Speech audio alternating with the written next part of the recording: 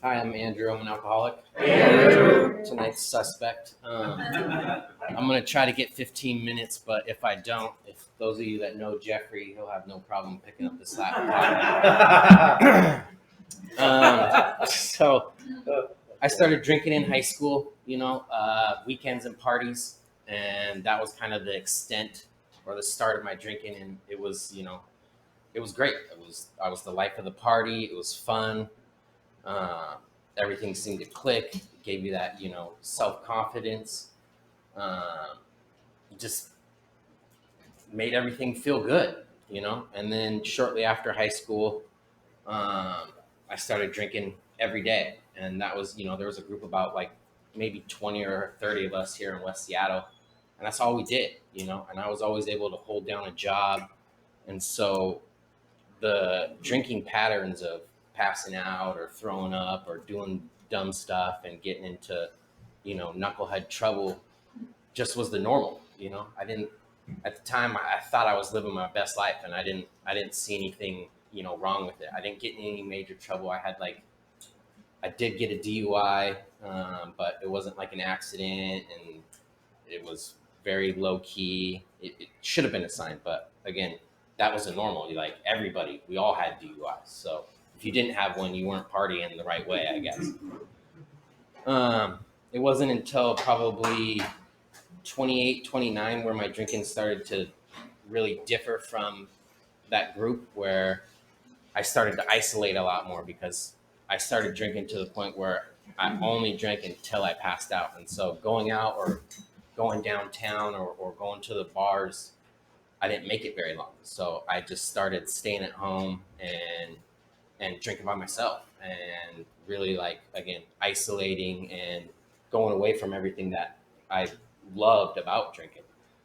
Uh, and it was about 30 years old where a woman, or not a woman, the woman came back into my life. We had been kind of on and off throughout high school, but never really started anything because of drinking. She had a alcoholic father, so she could see the signs of me right away.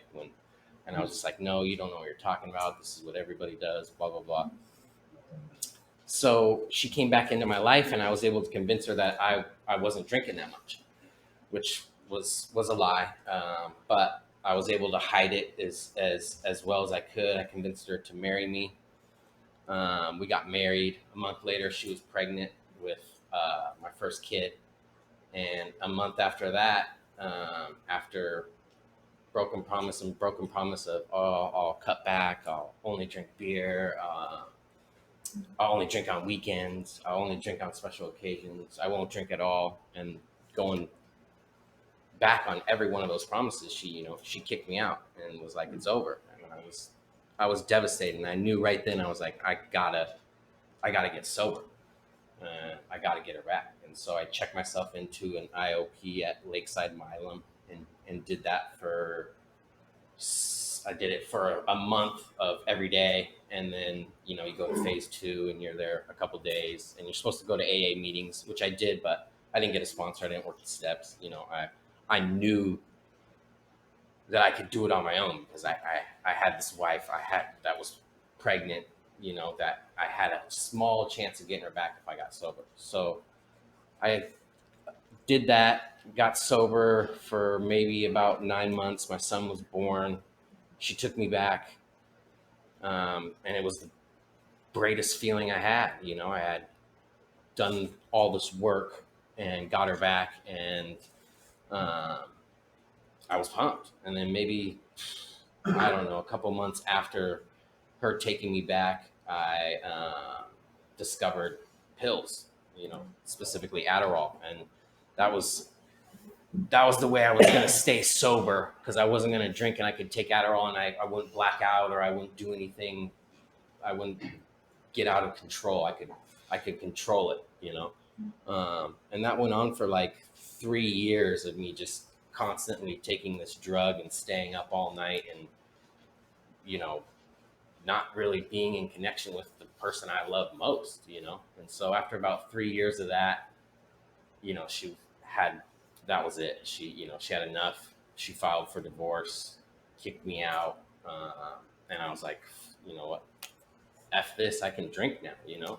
And I was so angry at her for leaving me, and but really I was angry at myself, you know. But I was so that coupled with the alcohol was just a recipe for disaster.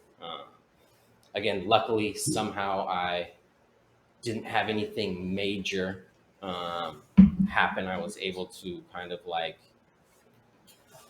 keep it at bay for the most part, I would say. I was working for her at the time. She owned a preschool. She got me into that, which I loved. I loved working there so much.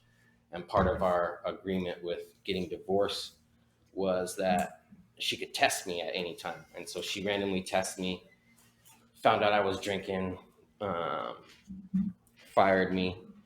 Uh, and that was another low. That was another low point. And I was like, well, what am I doing? I had gotten her back, then lost her for drugs. Now I'm drinking again. Lost this job that I really love. And I was like, all right, I'm going to go to AA. So I go to AA and I do the same thing. I don't get a sponsor. I just go through the motions. You know, I do get sober, but I'm miserable, just dry, drunk. And that goes on for about a year or so. We get back into good terms. She takes me back at work, which was great. Um, and then I'm like, you know, after a year and a half or 2 years of dry drunk, I'm like, I can drink again. You know, if I can quit cold turkey like this without any work, then you know I don't really have a problem. Again, it's all the things you tell yourself. You know, it doesn't take much to convince yourself. Um, and I had a great solution to how I was going to control it. I was just going to go to the store and I'll buy 3 little shooters of alcohol, and that'd be it. 'Cause, you know, three's the perfect amount. You feel good, but you're not too drunk. You can function. So I'd get those 3 bottles, drink one as soon as I got to the car, drive home. Maybe I'm 5 minutes home. You know, drink one before I get into the house. Go into the house, drink another one, stay there for maybe 10 minutes, go right back to the store until the store closes. You know, until I'm 15, 18 bottles in, and I'm passed out. You know, and that works. That works. That works great for a while. I mean, let me tell you, it was one of the best ideas I ever had. So I'm working for her and I'm doing this, and she can see the signs. So, you know, she tests me again and I fail, and the same thing happens. She fires me and she's like, you know, you can't see the kids if you're not going to get this under control. And I was like, look, you're not going to test me anymore. Like I'm done with this situation. I can drink and still be a good father. You know, nothing bad's happened. My son's been around me when I've been drinking, but he doesn't know. He's fucking 5 years old. Like, of course he doesn't know, but this is again what you're telling yourself.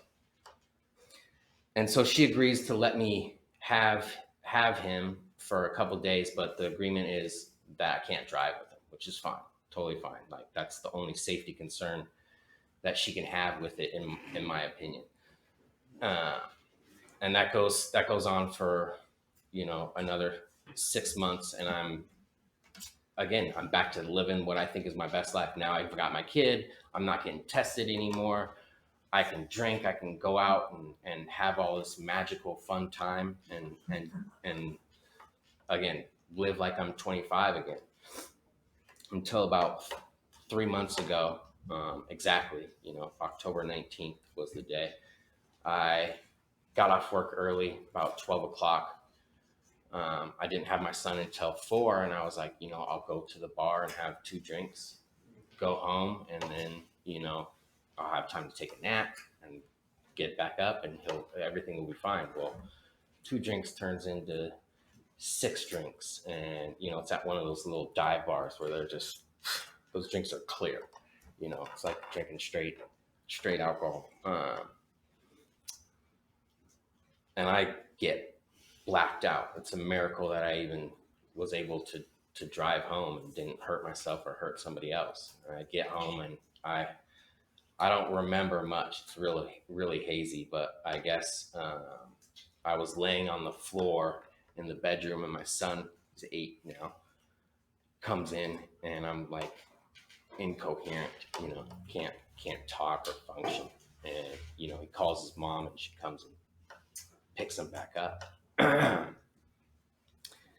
And my ex-wife calls my dad, and my dad comes over, and I get into a physical altercation with him, which I've never been in a fight in my life. I punch a hole in the wall and then pass back out and laid in bed for like, I don't know, 12 hours, just wishing it was a dream, or that somehow, just because I didn't yell at him or physically hurt him or do something, that this is all going to blow over in my mind. Again, just convincing yourself of something so dumb. And when I finally like wake up and get out of it, I'm feeling dead inside, literally dead. I've just done the one thing in my mind that I would never do. That was the one thing that I could hold on to against my ex-wife or to anybody else. I'm a good father. I'm a good person.